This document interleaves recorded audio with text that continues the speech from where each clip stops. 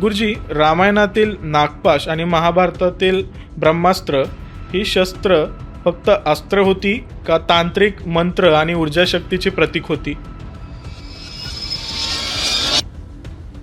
तर तंत्र नक्की काय असतं गुरुजी?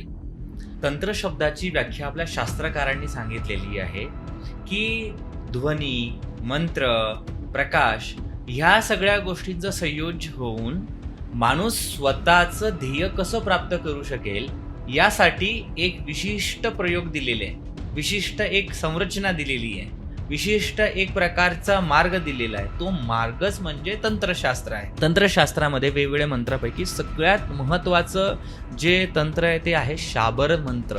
दत्ततंत्र नक्की काय असतं हे समजून घ्यायला आवडेल. जो व्यक्ती दत्तात्रय महाराजांचं यंत्र व्यवस्थित पद्धतीने आपल्या हाताने केसराच्या शाईने म्हणजे केसर पाण्यामध्ये भिजवून त्याच्याने तो यंत्र जो तयार करतो तर त्या व्यक्तीला महाराजांची संपूर्ण ऊर्जा ही भेटते. तुम्ही श्वास कसा घ्यायचा आणि श्वास कसा सोडायचा, शिवस्वरदय शास्त्राचं जे काही नॉलेज आहे हे दत्त महाराजांकडे खूप जास्त अवगत होतं. तर शाक्त परंपरेमध्ये जे काही त्यांची उपासना केली जाते तर त्यात जे तंत्रमंत्र उच्चारले जातात तर यामध्ये बळी देण्याची पण एक काहीतरी प्रथा आहे. तर ते सुद्धा एक तंत्रमंत्राचाच प्रकार आहे का, बळी देणं वगैरे?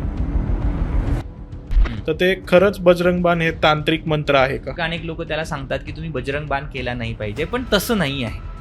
जर कधी तुम्ही विधिवत त्याचे नियम पाळू शकलात. विधिवत नियम म्हणजे काय? बजरंग बाणाचं तर तसं काही कुठेही तसं मेन्शन व्यवस्थित केलं गेलं नाही आहे. तर आता आपण चर्चा केलेली आहे तंत्रमंत्रावरती.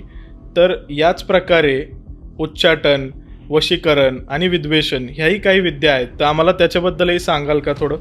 वशीकरण फक्त लोकांच्या बुद्धीमध्ये एकच आलेलं आहे की स्त्री किंवा पुरुष यांना एकमेकांना वश करायचं म्हणजे वशीकरण. त्याचा तिथे तो भागच दिलेला नाही आहे. जेव्हा तुम्ही ती वनस्पती तुम्ही व्यवस्थित वापरता तेव्हा तुम्ही ज्याच्यासमोर जाणार त्या व्यक्तीला तुमचं म्हणणं कळेल. हा मंत्र जो व्यक्ती म्हणतो त्याला वशीकरण दुसऱ्या कोणत्या अघोरीकडे जाऊन कोणाकडे जाऊन वशीकरण करण्याची गरज पडणार नाही. तो मंत्र आहे